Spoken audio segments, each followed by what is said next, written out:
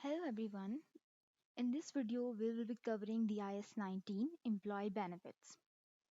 As the name indicates, employee benefits are all kind of compensation that is paid to the employees by the company or the employer in exchange for the services provided by the employees. The agenda points that we will be covering in the video are to understand the objective and scope of the IS 19, discussing the types and the accounting treatments of different types of employee benefits, their recognition and measurement criteria, followed by the numerical explanation of a complex employee benefit plans. The objectives of IS 19 are to understand the accounting and disclosure requirements of the employee benefits provided by the entities, the recognition of liability in case employee benefit is unpaid to the employee or expense in case it is paid to the employees. The scope of IS 19 applies to all employee benefits except the share based payments that are covered under IFRS 2. Employee benefits can either be the formal plans or it can be legally imposed by the government. Employee benefits are paid to all employees. They can be full time, part time, permanent, casual, or temporary, and they might include directors and managers. And the employee benefits can be provided directly to the employee or it can also be provided to their beneficiaries. There are two major types of employee benefit plans. Some of them are short term plans and some are the post employment benefit plans. Short term plans include the normal wages and salaries paid to the employees.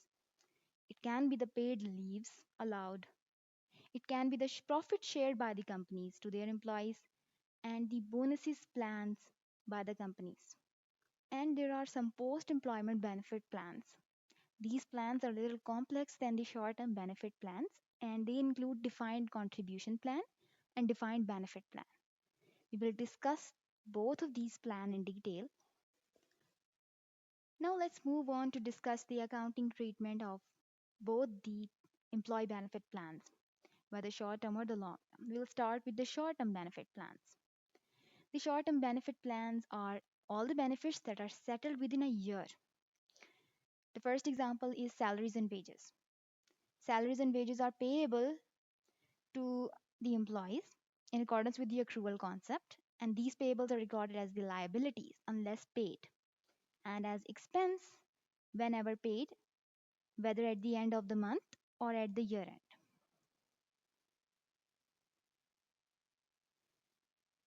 The second example is profit sharing and bonus plans.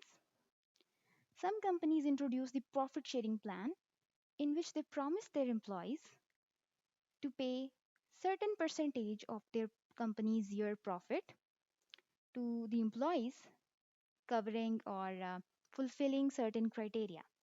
And same is the case with the bonus plans. And the accounting treatment for the profits and the bonus plans are similar to the one I just explained in case of the salaries and wages.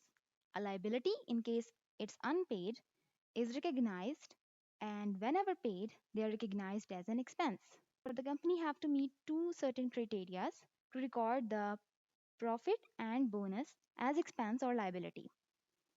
That the entity has a present legal or constructive obligation to make such payment to a employee. And a reliable estimate of that profit or bonus can be made. In case the company hasn't promised the employees to make such payment and a reliable estimate cannot be made, then such profit and bonuses cannot be recognized in the financial statements of the company. Now comes the short term compensated absences. These are the period of absences that are made by the employee and paid by the employer.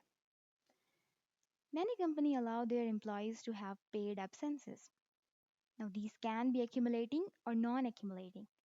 As the name indicates, accumulating absences that are carried forward if they are not used in full during the current period, and non accumulated are the ones that are not carried forward and lapse if not used in full during the current period.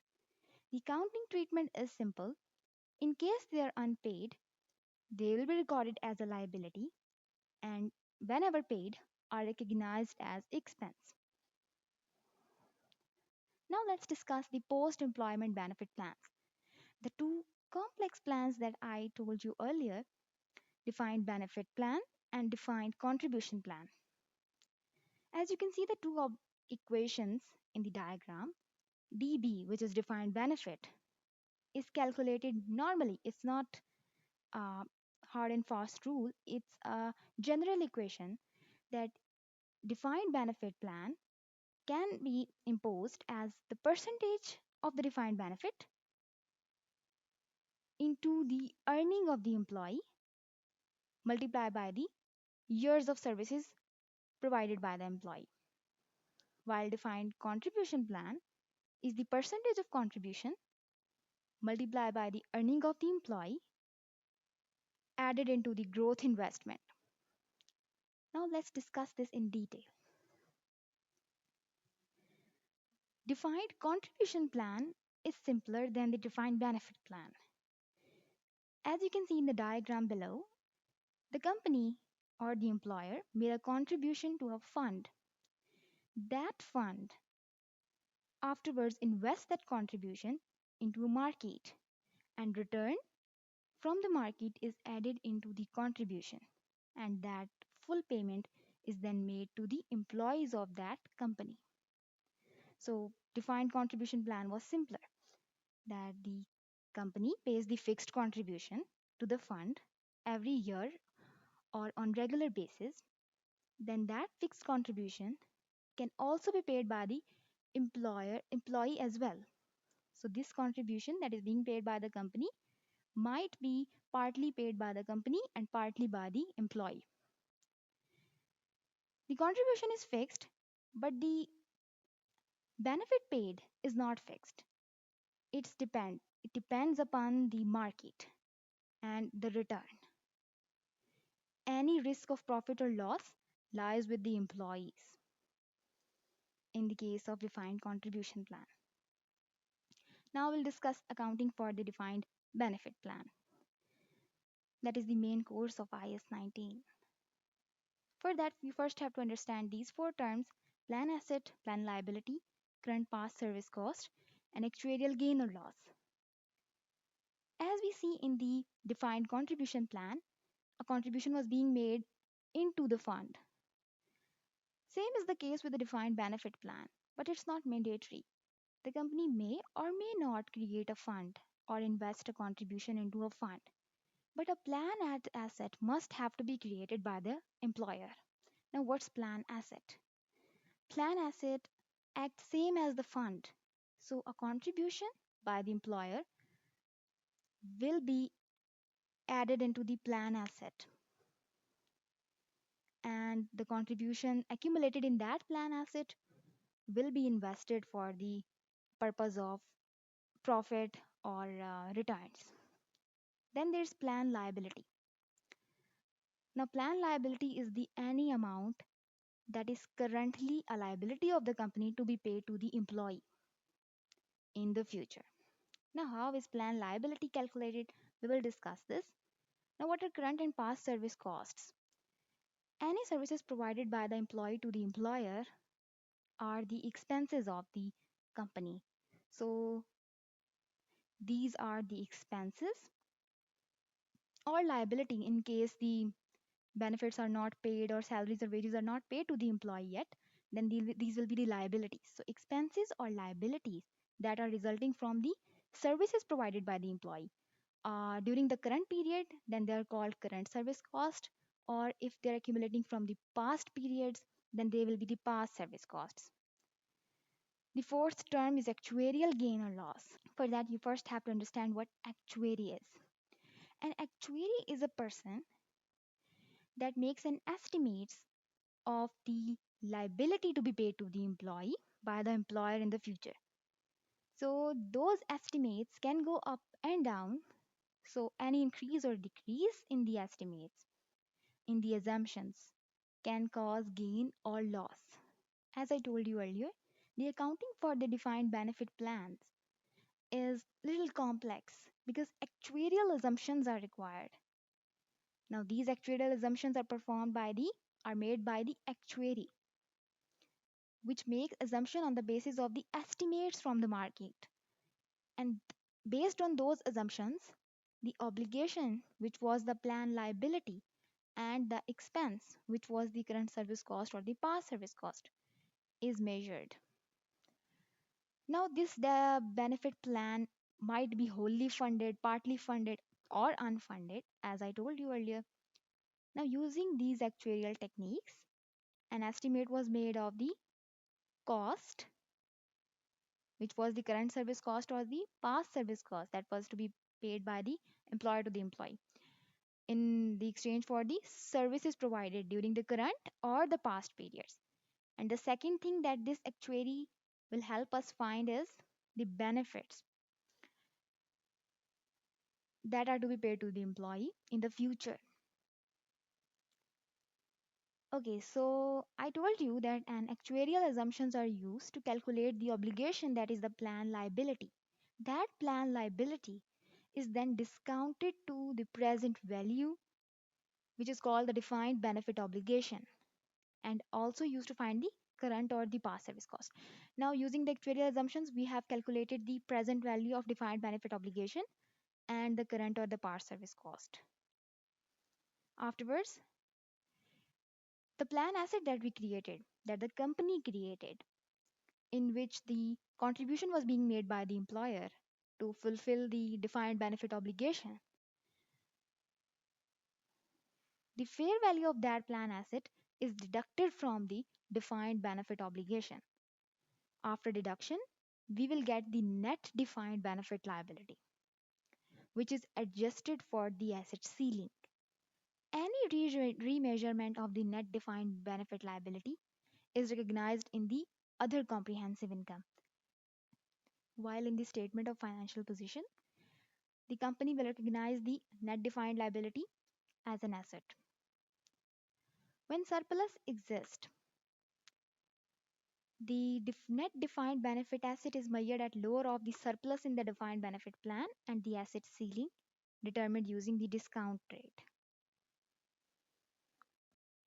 Let's discuss a practice question to understand defined benefit plan. Now read the question here. The following information relates to the defined benefit pension plan of the ABC company for the year 2010.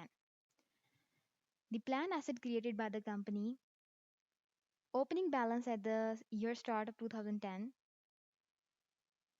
Opening balance at the start of the year 2010 is 600 million. Expected return is 61 million. Contribution received.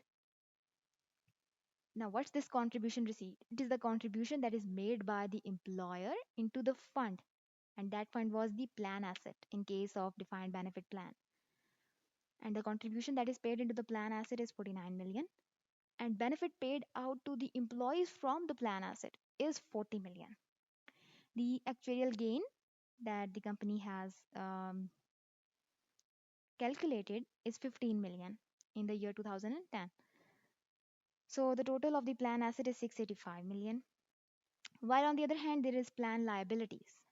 The opening balance of the plan liability is 640 million. Interest cost is 52 million. Current service cost 21 million. Benefit paid to the employee is 40. Actuarial loss is 42.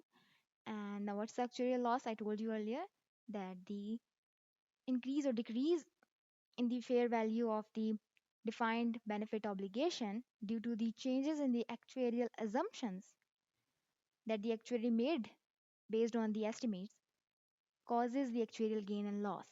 Total of the plan liability at the end of the at the start of the 2010 is 750 million. Now we will be calculating the liability that is to be posted in the statement of financial position.